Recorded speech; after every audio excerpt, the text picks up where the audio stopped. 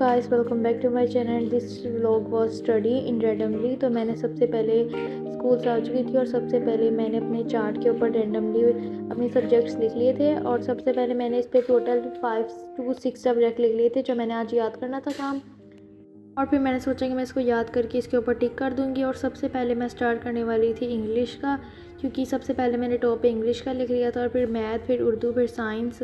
तो इसलिए मैंने सोचा कि मैं पहले साइंस का नहीं करती, पहले मैं इंग्लिश का स्टार्ट कर लेती हूँ।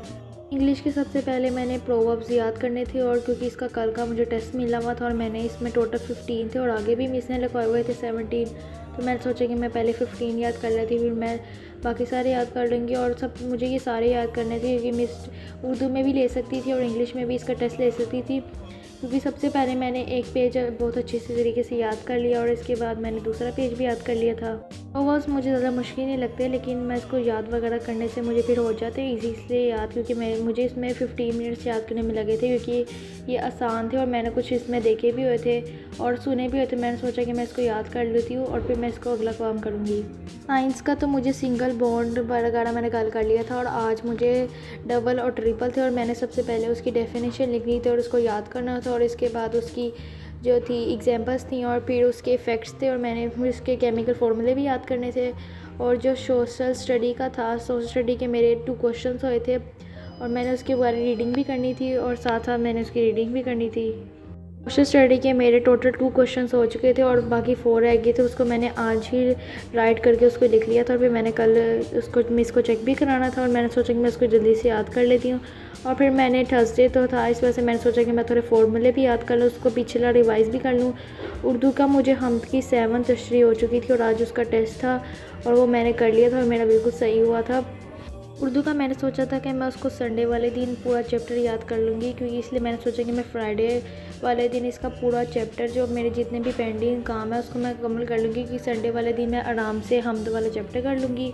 और क्योंकि इसमें तशरीयाँ बहुत ज़्यादा है इस वजह से मुझे लगा कि मुझे मुश्किल हो जाएगी कि मैंने सारे काम फ्राइडे को ही तार लूँगी और सैटरडे को भी कुछ काम जो थे मेरे साइंस के वो भी तार लूँगी और संडे को आराम से मैंने उर्दू का कर लूँगी। आमियात का जो था वो मेरा ज़कात वाला चैप्टर था और मैंने उसकी जो थी कल रीडिंग हो चुकी थी और आज उसके क्वेश्चन आंसर भी हो चुके थे और उसके थोड़े लेंथी थे, इसलिए मैंने सोचा कि मैं उसको बाद में याद कर लूँगी। सबसे पहले मैंने फिज़िक्स ओपन कर ली थी। फिज़िक्स का मेरे पास चैप्टर जो था वो मेरा 3rd चैप्टर था और मैंने उसके पहले रीडिंग करनी थी, फिर उसके अंदर से कुछ डेफिनेशंस वगैरह निकालनी थी। तो मैंने सबसे पहले उसकी रीडिंग कर ली थी और इसके बाद मैंने सोचा उसकी डेफिनेशंस निकाल लूँ।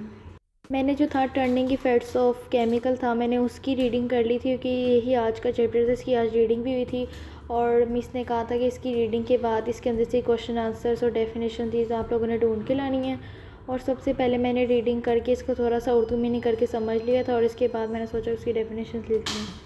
इससे मुझे थोड़ी मुश्किल भी हो रही थी, लेकिन मैंने थोड़ा सा यूट्यूब से ले लिया था क्योंकि यूट्यूब से मुझे थोड़ी सी हेल्पफुल हो गई थी और मैंने इसलिए पहले इसके अंदर से डेफिनेशंस 2 क्वेश्चंस मैंने इसके अंदर से निकाले थे और फॉर्मूले निकाले थे और इसके बाद मैंने सोचा कि मैं इसकी डेफिनेशंस जो है उसमें में से मैं कुछ यूट्यूब से निकाल लूँ और इसके बाद मेरा सारा मुकम्मल हो चुका था। तो hope you like the vlog, like and subscribe to my channel.